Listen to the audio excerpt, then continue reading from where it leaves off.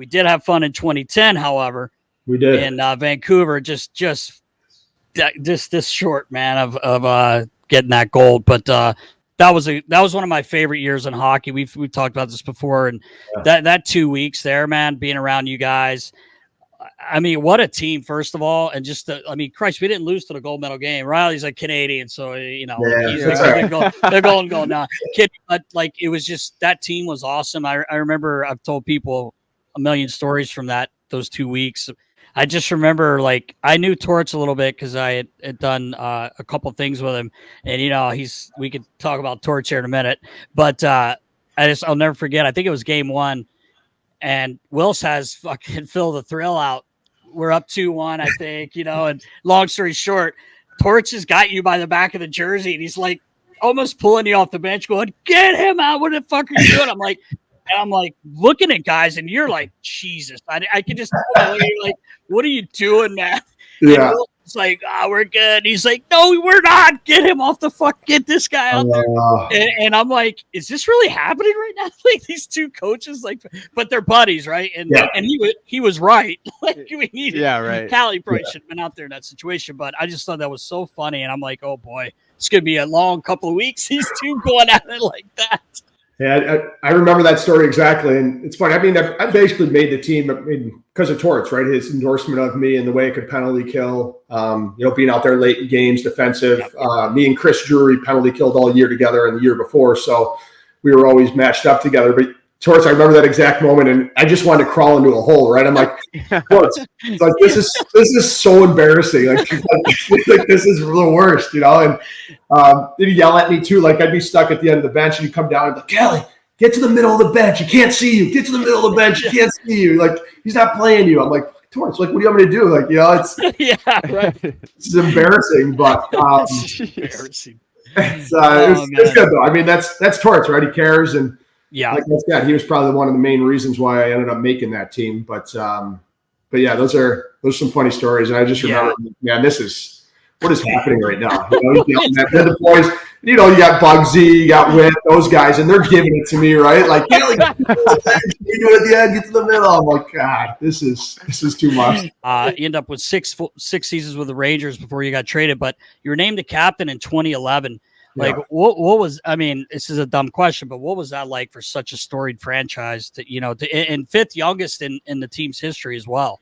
Yeah, it was wild. I mean, it's hard to put into words like your emotions when that happens. Obviously Drury left that summer, so you knew they're going to name a new captain, but even when you don't think it's going to be you know what I mean? You're a leader in the room. I was going through contract negotiations that summer as well. And, in New York fashion, nothing's easy to try to figure out a deal there.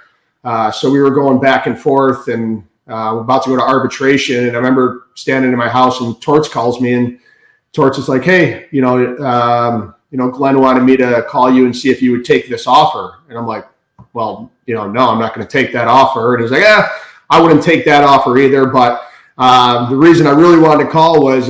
You better figure out a deal pretty fucking quick because you're going to be named captain next year. So I was like, Holy cow, right? So I'm like, blown away. And then me and Torts, had, a 10-minute conversation about it, everything else. But to have that C on that sweater, I think getting the phone call was special, but walking into a room and seeing that C on there and your name's on the back, your number, such a historic franchise. Those fans are awesome. The Garden, it was pretty special. Yeah, it was. It meant a lot to me. Absolutely. That building's my favorite. Like I just even before they had redone it, something about that building, man. Yeah. I just loved it. But I do have one question though. After your name, Cap, did he scratch you right after? Yeah, and it gets scratched. Poor Coots. We actually have Coots coming on later. He's coming over. So yeah, as long as you didn't get scratched right after. Yeah, I avoided the scratch, thankfully. Good. Oh, man. That's we'll talk about your relationship with Torts. I mean, obviously, he's a decorated guy, and it seems like everyone we talk to enjoys playing for him. He wears his heart in his sleeve. I mean, maybe talk a little bit about your relationship with him and how he was as a head coach.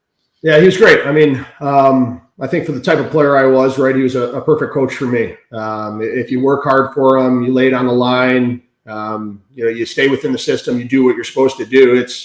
He rewards you. He doesn't care about, and as you guys know as you talk about, it doesn't matter what name's on the back of the jerseys. If you're performing and doing what you want to do, it doesn't matter how much money you make. So as a young guy, when Tom Rennie got fired and he came in, I think it was huge just for my career because, he saw right away. And I think a big part of it actually had to do too with, and I'd be remiss not to say it, is Jim Schoenfeld. I had Shoney in Hartford who, kind of taught me that way a little bit. And him and Torts were very, very close. So I know that, Shoney was in Torts' ear and saying, got to watch, the Callahan kid or whatever. So Torts came in and gave me an opportunity right away. So I owe a lot to that. And then, I think as we evolved and as that team kind of grew an identity under Torts, it kind of became the black and blue shirts or whatever they used to call us. But he has a way of making you buy in, right? And if you don't buy in, you're not going to play. So he has a way of weeding those guys out that aren't going to play that style. He has that core that is willing to play that way. And all of a sudden you start to have success, and, nobody buys in more than when you're winning. And we had some teams that were winning, right? And there's times you want to kill them. You want to rip his head off. You motherfuck him. You're yelling at him. There's times like that. But, he says it. He's like, I'm not here to be your friend. I'm here to make you better. And, you'd have your blowouts, but right afterwards, what I respected the most, it's honesty. You don't have to agree with what he's saying, but at least he's being honest. It's at the end of the day, I think you get some situations where people aren't being honest. That's when it bugs you. They're blowing smoke up your, whatever. But with him, he's honest. And like I said, at the end of the day, you got to respect that. And I love playing in front of me. Like you said, he wears his heart on his sleeve. He cares. He's passionate.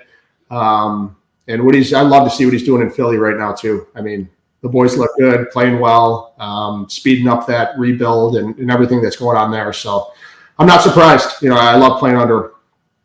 Yeah, that's great insight. Yeah.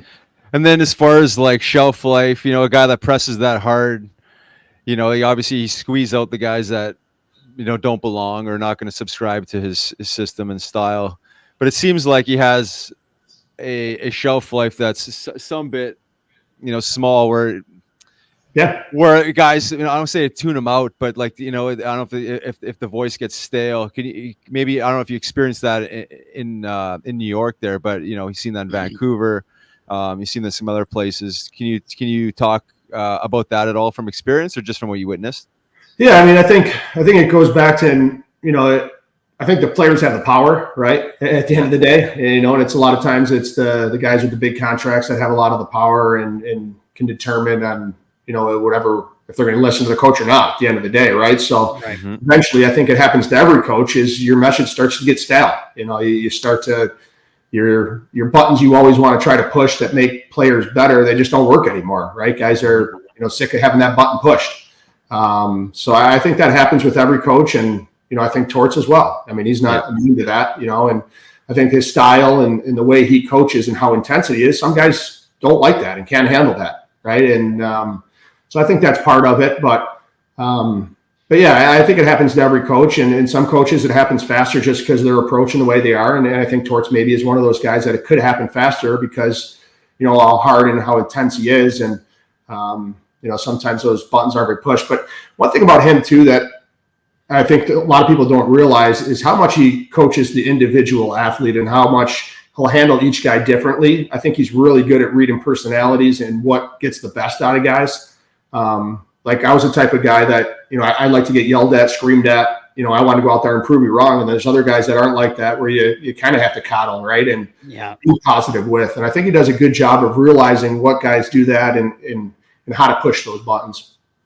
Yeah, it's funny you say that because, and Riley, that's a good question. But I remember Lavi, when Peter Laviolette came into Philly, he